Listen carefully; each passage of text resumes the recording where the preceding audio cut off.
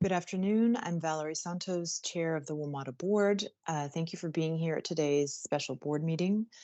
First, we'll start with the approval of the agenda, and I'd like to consider the agenda approved as presented. Are there any objections? Hearing none, the agenda is approved. Thank you. We have one action item before us today, which is the approval of the Amalgamated Transit Union Local 689 collective bargaining agreement.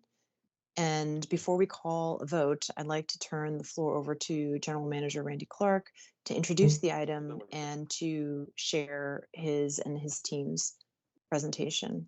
Randy? All ready?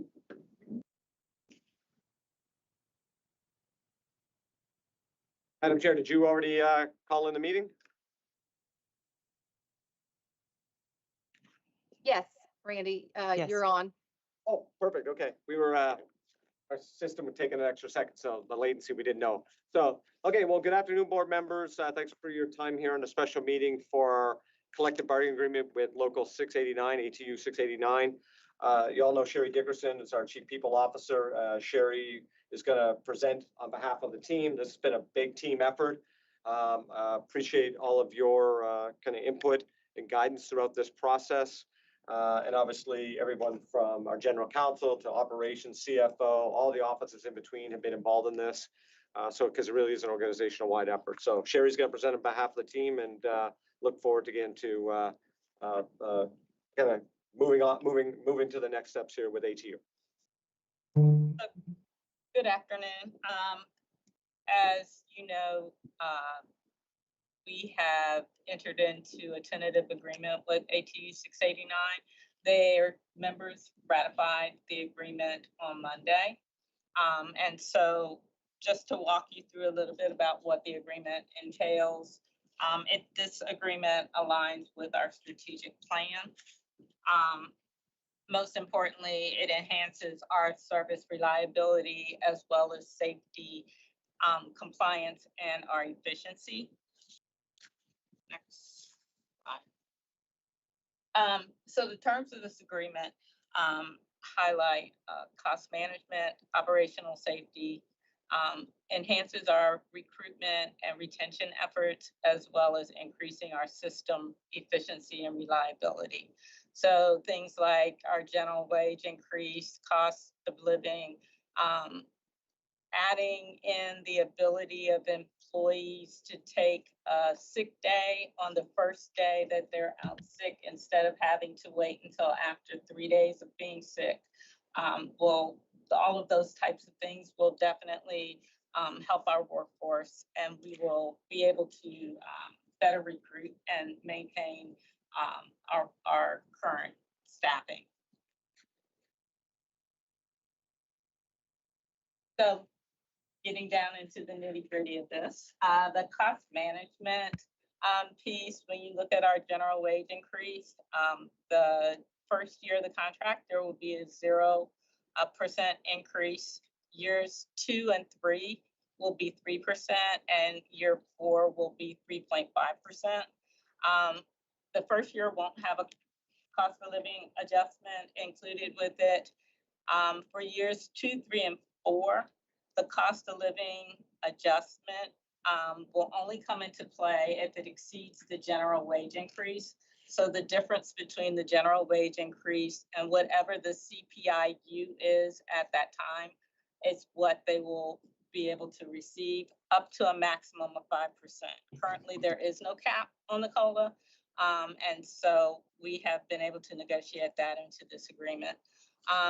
We have also negotiated with them to reduce the number of years that they can be on what we call a 124 list, which are not able or qualified to do their job. They are eligible to apply for other positions. Right now, they have 3 years in order to meet that standard, and we have reduced that in half to 18 months.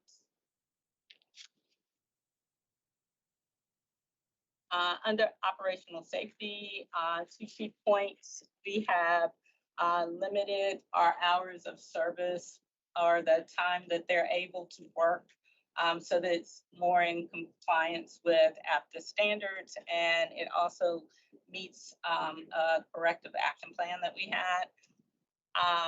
Also, new employees will be able to earn 1 day of vacation for every in each quarter for perfect attendance and having no safety violations.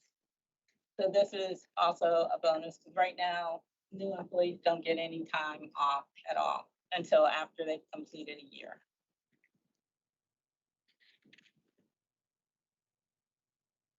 So obviously under recruitment and retention, one of the things that we were able to negotiate was to bring our retirees who were hired after 2010, January of 2010, back into the health and welfare plan. Currently, those individuals aren't eligible for any retirement benefit under the existing plan. Along with that transaction, there is a currently 1% that's being deducted from the employees' salaries. So that 1% has created a health trust of $31 million, and we will assume that $31 million as a result of this. We also enhanced other benefits, including dental, hearing, and vision, as part of this agreement. And we eliminated the 3-day waiting period, as I indicated earlier, for the use of sick leave. The bonus on this is really that people won't feel like they need to wait 3 days to be out in order to get the sick leave counted.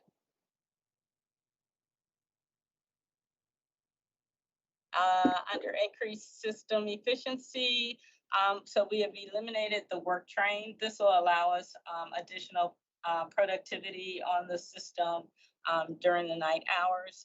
The work train, if you're not familiar with it, is used to transport employees who predominantly work in the core where there's no parking, to transport them during off hours when the system's down.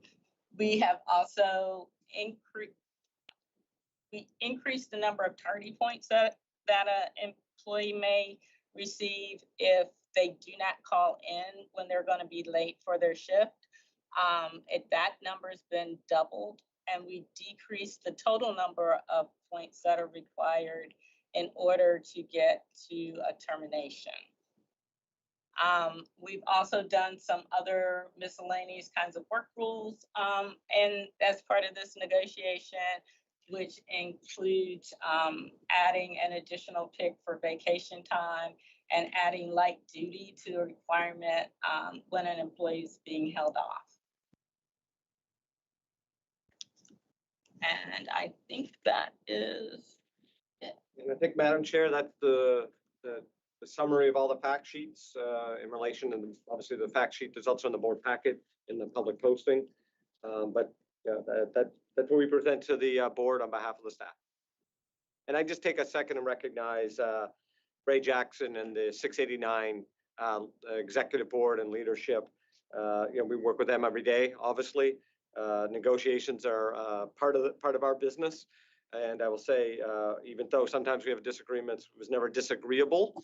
And I think that there's a lot of respect and collaboration as best we can. And I appreciate specifically going with the no wage increase in year one. It was a pretty big sacrifice for not only our frontline union employees, but it joins with all of our non-representative employees as well. As you all know, passing the budget, how difficult it is in this job market to not give increases this year is significant. And just really appreciate all the hardworking staff and the sacrifice they're doing as well for the organization. Thanks, General Manager. And I also want to express on behalf of the board how much we appreciate you and your team's hard work, and including keeping the board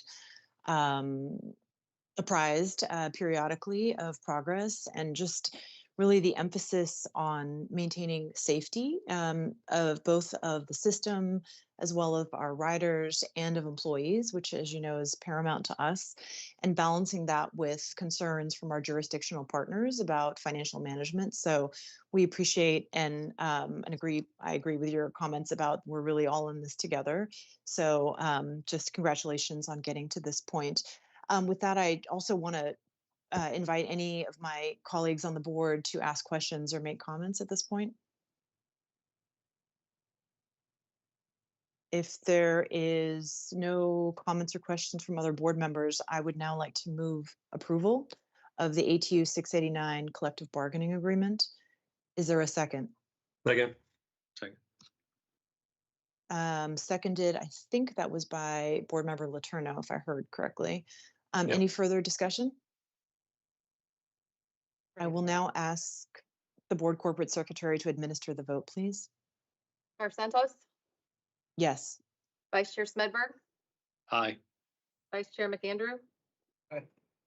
Ms. Klein, Aye. Director Haddon Lowe. Aye. Mr. Letourneau Aye. and Mr. Drummer. Aye.